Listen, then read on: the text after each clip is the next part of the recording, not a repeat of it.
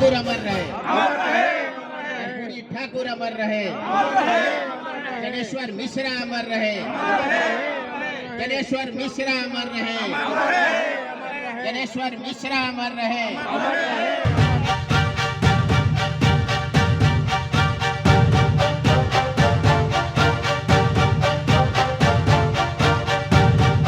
किनकी मनाई गई है, कौन है और कैसे मनाई गई है, उद्देश्य क्या है इनका, आइए जानते हैं कि इस पावन धरती प्रयागराज में ये सब जो मनाया जा रहा है कब से और क्यों मनाया जा रहा है।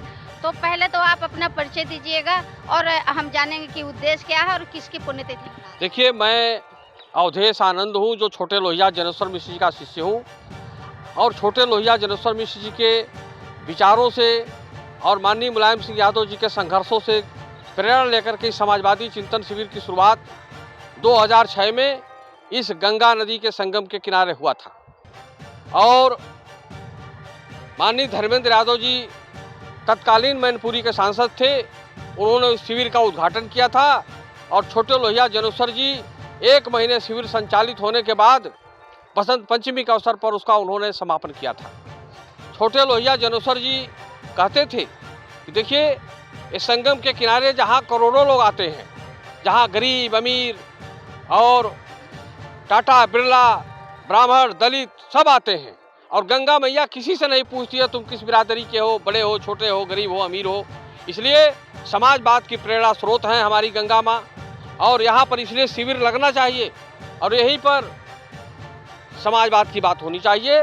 तभी से शिविर समाजवादी चिंतन शिविर ये संगम मेला में 2006 से शुरू हुआ और निरंतर इस शिविर को हम लोग लगाने का काम करते हैं। मैं हूँ, मेरे साथी अभिनव जी हैं, मेरे साथी गुड्डू द्विवेदी जी हैं, मेरे साथी राजू भाई हैं, हमारे चेयरमैन साहब हैं, आदरणीय राम नरेश जी हैं, ये पुष्पजीवी हैं, ये नेती जी हैं, रामसेन जी हैं। सभी साथी लोग इस शिविर को लगाते हैं, संचालित करते हैं और यहाँ जो भी आता है सेवा भाव से लगा रहता है, कोई किसी को लेना देना नहीं। इस शिविर में आप क्या क्या करते हैं? देखिए, इस शिविर में पहले तो डॉक्टर लोहिया ने कहा था कि गंगा को प्रदूषण मुक्त करो, पर्यावरण बचाओ।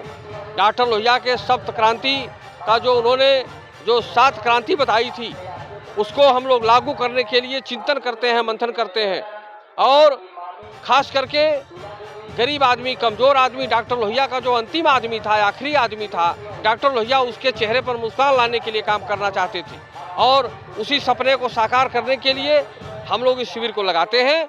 और जो गांधी जी कहते थे कि दरिद्र नारायण की रोटी में गांधी जी का भगवान का दर्शन होता था, कार्ल मार्क्स सर्वहारा में दर्शन करता था, लोहिया जी आखिरी आदमी में करते थे और अंबेडकर जी दलित में करते थे। उन्हीं के सपनों को साकार बनाने के लिए यहाँ पर विचार गोष्ठी, विचार मंथन, चिंतन सब होता है, जिसमें यूनिवर्सिटी के प्रोफेसर, राजनेता, तमाम साधु संत महात्मा, नौजवान, किसान, वकील सब आते हैं और यहाँ पर विचार विमर्श करते हैं और नया रास्ता समाज को देने का कोशिश करते हैं।